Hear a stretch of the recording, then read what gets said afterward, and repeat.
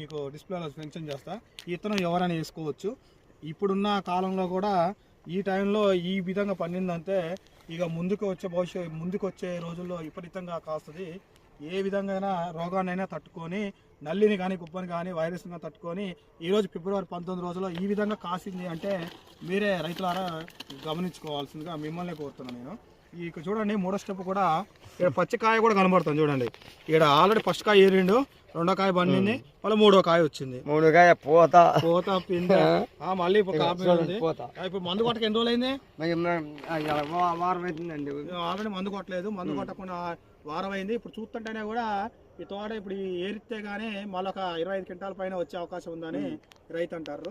ఈ రైతు పూర్తి సమాచారం కోసం మీకు కింద ఫోన్ నెంబర్ ఇస్తా.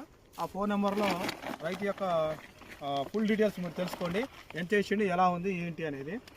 Okay, thank you.